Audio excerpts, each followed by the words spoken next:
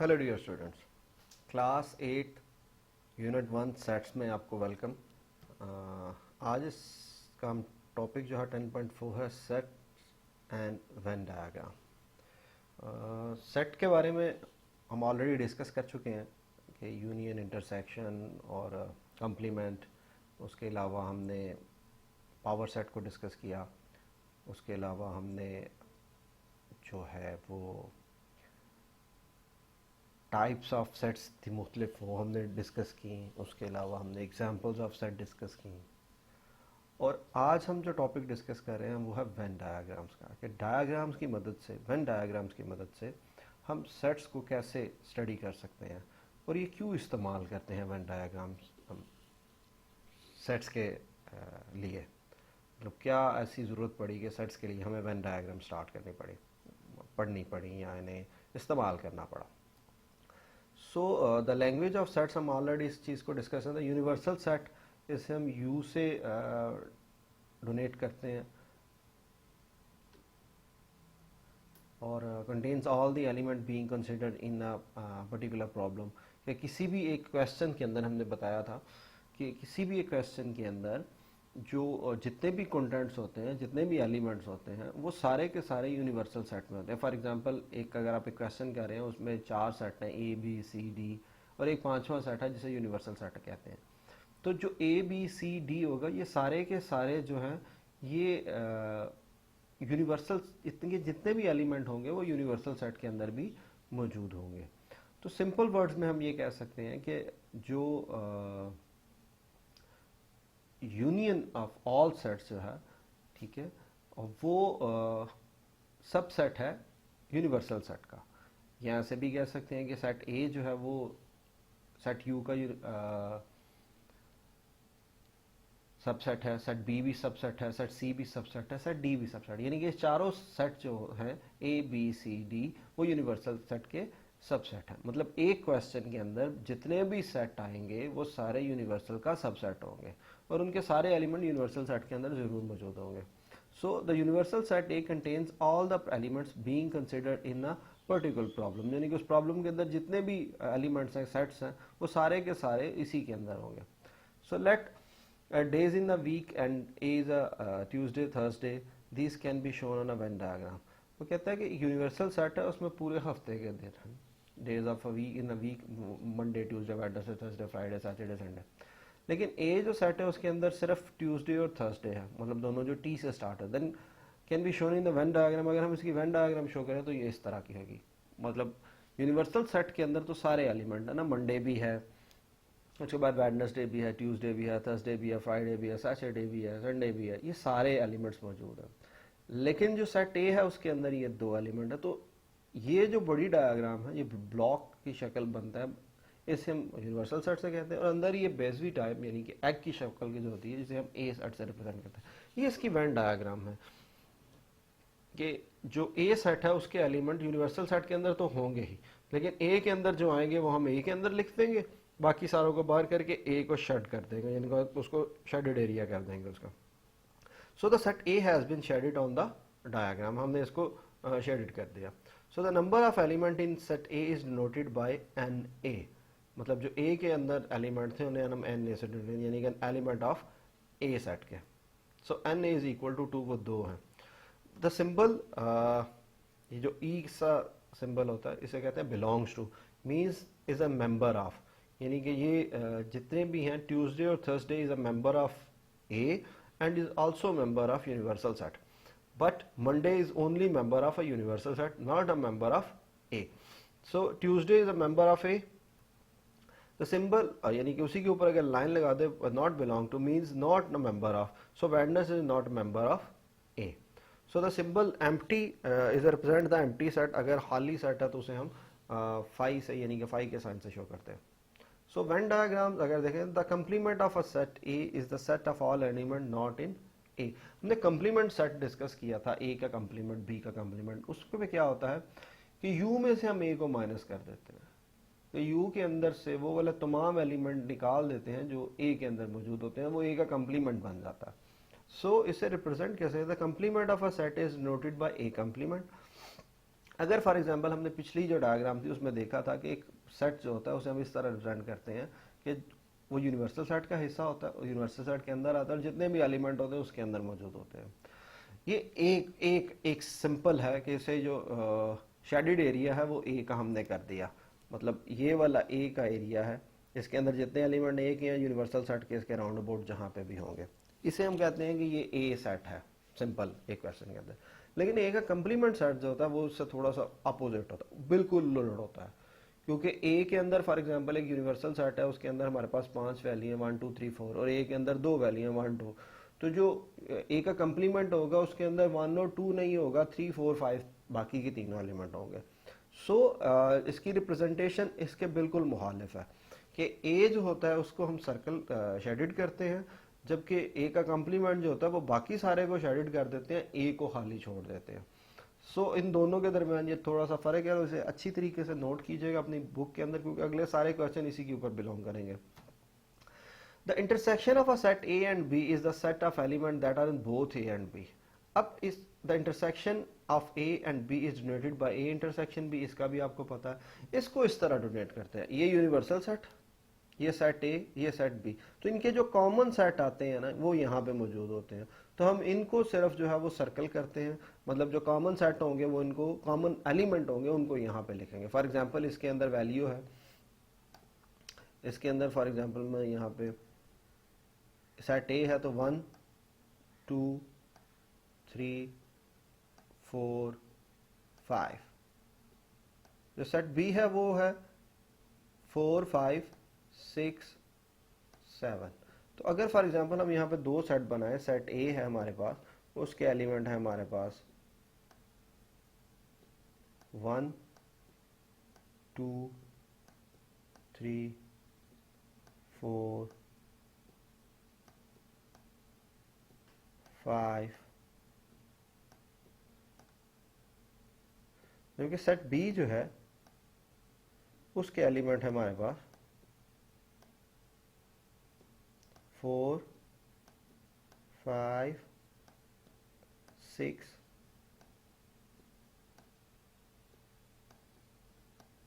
And 7। सो इसके अंदर जो कॉमन आएंगे वो ये 4 और 5, और इधर भी 4 और 5 होंगे। सो ये वाले दो जो हैं हम यहाँ पे लिखेंगे, और 6 7 बी के हैं और 1 2 3 इसके हैं। सो ए इंटरसेक्शन बी जो है अगर आप देखें तो आपके पास वो उसकी जो रिजल्ट बनता है वो आता है 4 and 5।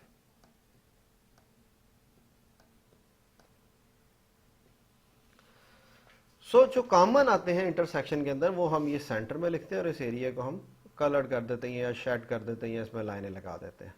So the union of a set A B is the set of element there are in both A and B, लेकिन उन्हें हम कंबाइन करके लिखते हैं, इसे हम यू से रिप्रेजेंट करते हैं। इसके अंदर क्या किया जाता है कि दोनों का कलर मुख्तलिफ होता है, इस सेट का भी, ए का भी और बी का भी, और इन दोनों के एलिमेंट जो है वो हम इकट्ठे लिख देते हैं। फॉर एग्जाम्पल जो कॉमन होते हैं वो हम यहाँ पे लिखते हैं। फॉर एग्जाम्पल 1 2 3 कॉमन है इनके अंदर, दोनों के अंदर, इसके एलिमेंट थे 0 1 2 3 और इसके एलिमेंट थे 1 1 2 3 4। तो जो कॉमन होंगे जो दोनों के अंदर आएंगे वो यहाँ पे लिखे जाएंगे, जो कॉमन नहीं होंगे उनको हम यहाँ पे लिखेंगे। So A union B, for example set A है आपके पास, इसी एग्जाम्पल को अगर मैं लिखूं 0 1 2 एंड 3,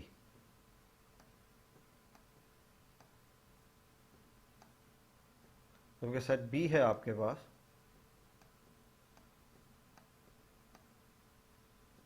1 2 3 एंड 4, तो ए यूनियन बी आपके पास क्या आएगा,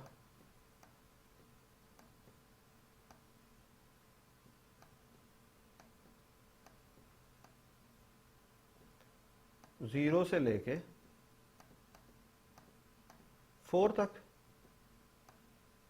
क्योंकि 1 2 3 इसमें से 1 2 3 और इसमें से 1 2 3 ये तो कॉमन है, तो जो कॉमन होंगे वो हम इस सेंटर में लिखेंगे और बाकी दोनों एलिमेंट जो है वो हम साइडों पे लिखेंगे। सो इसे हम कहते हैं कि ये ए यूनियन बी है। दोनों को कलर करके उनके जो कॉमन होते हैं वो सेंटर में लिख देते हैं, जो कॉमन नहीं होते वो एक ए में लिख देते हैं, बी के बी में लिख देते हैं। So note, when the expressions are more complicated, you may need to use some diagrams for your working out before deciding on your answer। तो ये मकसद है वेन डायग्राम का। ये शुरू में हमने जगह का वेन डायग्राम क्यों बनाई जाती हैं, कहते हैं when expression are more complicated, expression जो है वो कॉम्प्लिकेटेड हो जाते हैं, वो मुश्किल हो जाते हैं, नहीं समझ आती, वो एक से ज़्यादा एलिमेंट है और मुख्तलिफ वैल्यूज हैं, तो हम वेन डायग्राम की मदद से उन्हें सॉल्व करते हैं। तो हम उनकी आंसर प्रॉपर और करेक्ट आंसर के लिए वेन डायग्राम का इस्तेमाल करते हैं। सो एग्जांपल नंबर 1 हम देखते हैं, on a Venn diagram shade the region A intersection B. हमने ए इंटरसेक्शन बी वाला एरिया जो है वो हमने वेन डायग्राम की मदद से सॉल्व करना। सबसे पहले हम ए करेंगे, ए और बी दो सेट है हमारे पास, तो सेट ए जो है वो इस तरह आएगा हमारे पास। हमने शुरू में देखा था कि कोई भी सेट जो है हम उसे इस तरह उसे शेडेड कर देते हैं, ये ए है। इसी तरह सेट बी जो है हमारे पास, ए हमने शेडेड कर दिया, अब यहाँ पे कलर चेंज कर दिया, यहाँ पे ब्लू कलर कर दिया। आप यहाँ का कलर चेंज कर सकते हैं, यहाँ पे बेशक यही जो ब्राउन है वो रखेंगे।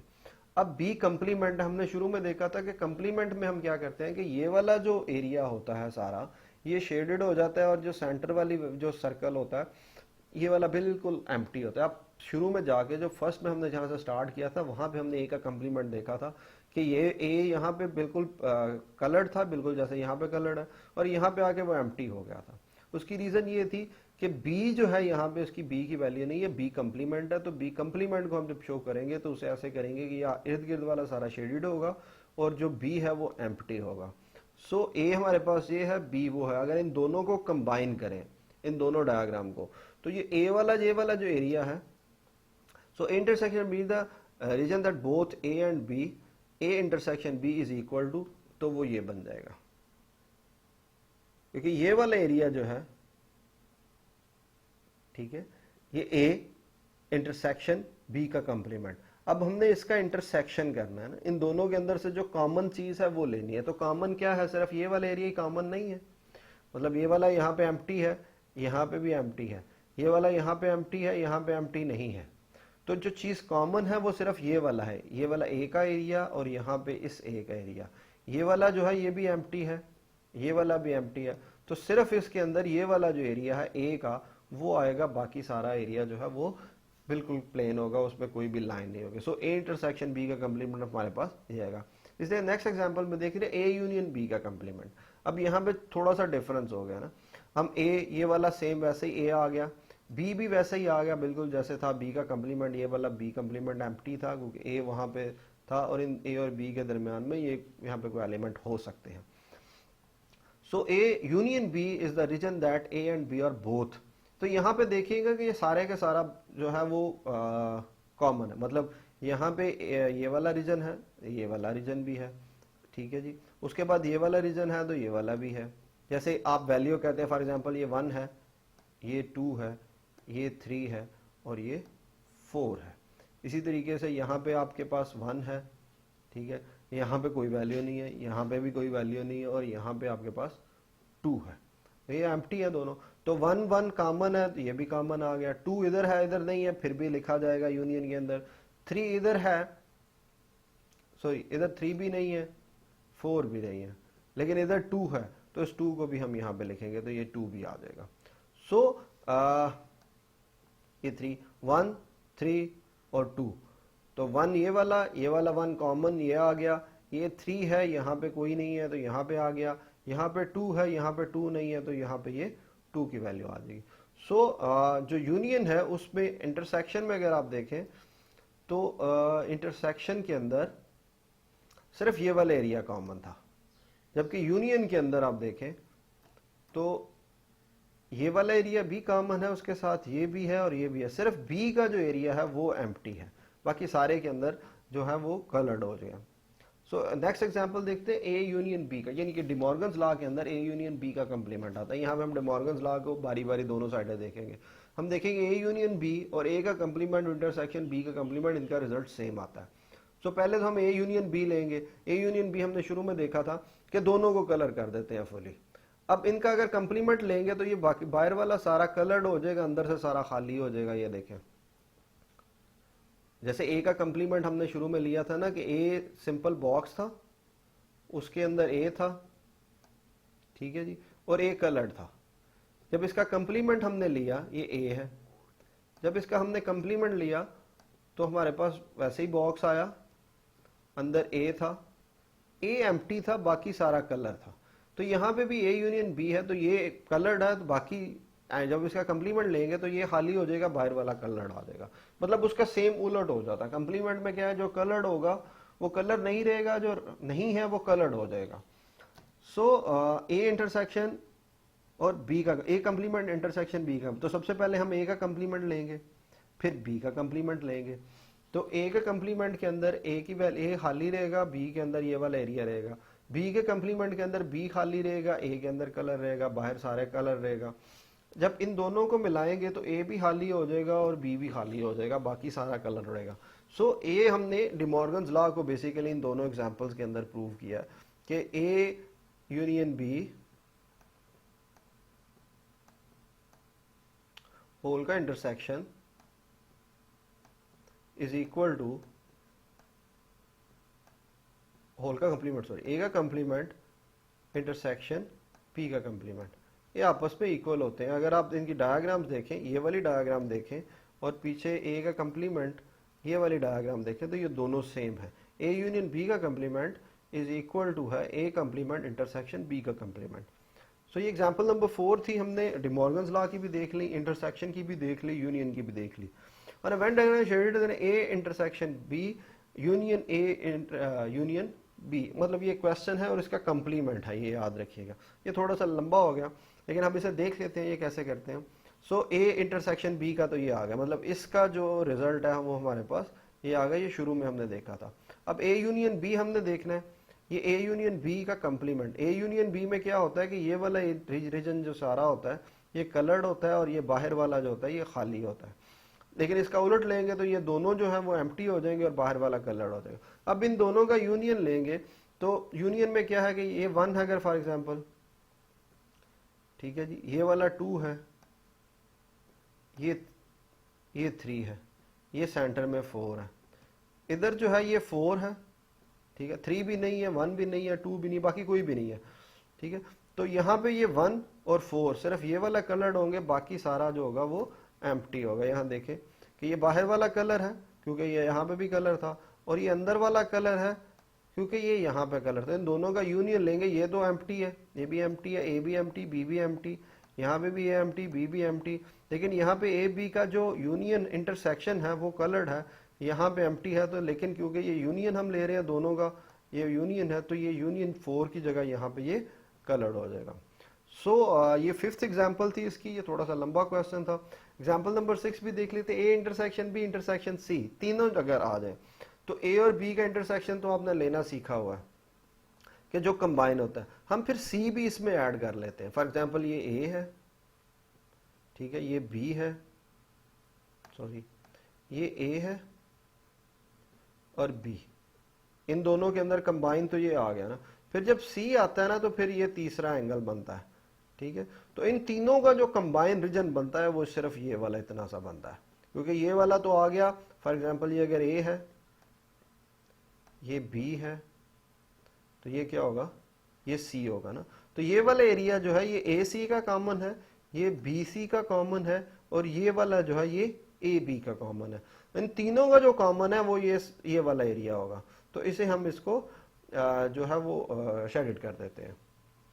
सो एग्जाम्पल नंबर 7, अगर यूनियन लेना है इन्हीं तीनों का, तो तीनों के यूनियन के अंदर इन तीनों के जो सर्कल हैं वो उन्हें हम शेडेड कर देते हैं, इनको शेड कर देते हैं, इनको कोई भी जगह खाली नहीं होती, क्योंकि सारे एलिमेंट होते हैं जो कॉमन होते हैं। ए बी के जो कॉमन होंगे वो यहाँ पे लिखे जाएंगे, ठीक है जी। बी सी के जो कॉमन होंगे वो यहाँ पे लिखे जाएंगे, ए सी के जो कॉमन होंगे वो यहाँ पे लिखे जाएंगे, और ए बी सी के जो कॉमन होंगे वो तीनों के एलिमेंट यहाँ पे लिखे जाएंगे। आप इसका क्वेश्चन कर सकते हैं, और जो ए में है किसी में कॉमन नहीं है वो यहाँ पे लिखा जाएगा, जो बी में है वो यहाँ पे लिखे जाएंगे, और जो सी में है वो यहाँ पे लिखे। For example A B C 3 set हैं, तो इसके अंदर मुख्तलिफ वैल्यूज हैं। तो इस क्वेश्चन को आप कर सकते हैं। फॉर एग्जांपल ए ले लें आप 1 2 3, बी ले लें 2 3 4, सी ले लें 2 4 6। तो जो 2 होगा वो तीनों के अंदर कॉमन आएगा, वो इधर लिखा जाएगा। जो ए बी में कॉमन है वो यहाँ पे लिखे जाएंगे। जो बी सी में कॉमन है, जो ए सी में कॉमन है वो यहाँ पे। और जो किसी में कॉमन नहीं है, अलग-अलग ए के सिर्फ यहाँ पे, बी के यहाँ पे और सी के यहाँ पे लिखे जाएंगे। सो अब ये वाला थोड़ा सा एग्जाम्पल चेंज होगी। इसमें A union B intersection C है। तो सबसे पहले हम बी इंटरसेक्शन सी फाइंड करेंगे। ठीक है जी, ये वाला है शेडेड रीजन ए, ये सिर्फ ए है। ठीक है, बी और सी एम्प्टी है। ये बी सी का इंटरसेक्शन है कि बी और सी के जो एलिमेंट है वो यहाँ पे लिखे गए। अब इन दोनों का यूनियन हमने करना है, तो ये वाला और ये वाला ए को सारे को फुल कर देंगे, ये तो ऑलरेडी है।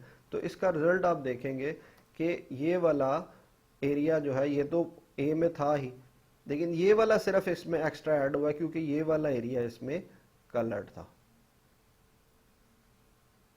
ये वाला ए सारा और इतना सा, तो यहाँ पे यूनियन के अंदर हम इसे ऐसा कर देंगे। फॉर एग्जाम्पल अगर इसी का हमने यहाँ पे इंटरसेक्शन होता, तो इंटरसेक्शन के अंदर क्या होना था, सिर्फ हमने ये वाला एरिया जो है ये वाला कॉपी करना, इसमें लेना था, कलर करना था, इसे शेडेड करना था, बस। बाकी हमने किसी को नहीं था करना।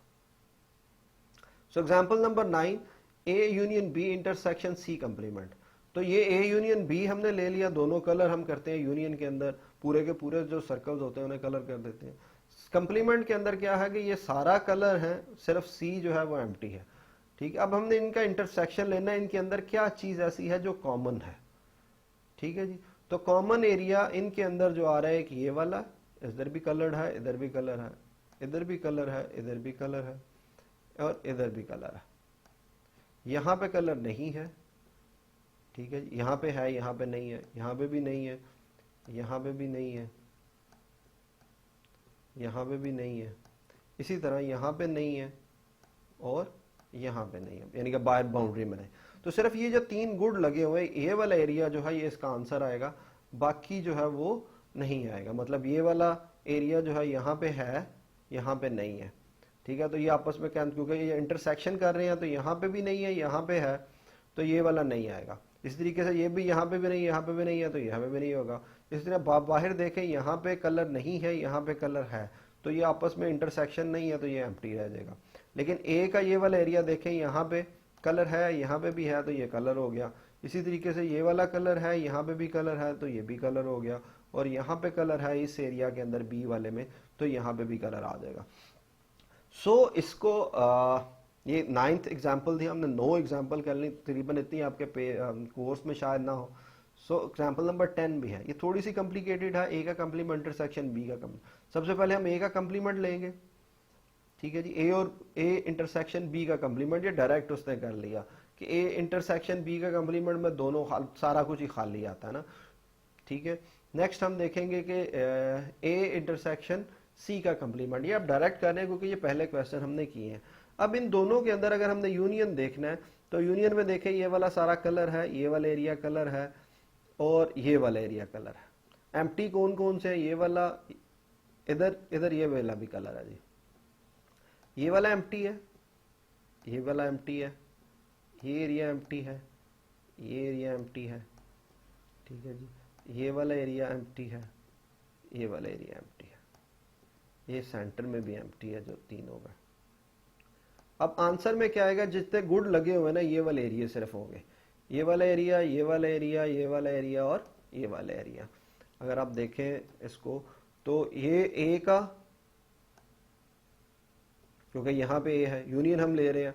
इसी तरीके ए बी का जो कॉमन है वो भी कलर है, यहाँ पे भी ए बी का कॉमन कलर है। यहाँ पे सी कलर है, तो यहाँ पे भी सी कलर है। तो यहाँ पे ये बाहर बाउंड्री सारी कलर है, तो यहाँ पे ये बाउंड्री कलर है। क्योंकि इन दोनों में से जहां जहां पे कलर था हमने वो कर लिया। यूनियन के अंदर हम ऐसा कहते हैं। अगर फॉर एग्जांपल हमने इसका इंटरसेक्शन लेना होता, तो इसका इंटरसेक्शन क्या आता, मेरा क्वेश्चन है ये, तो ये आपने इसका बताना है कि इसका इंटरसेक्शन क्या है।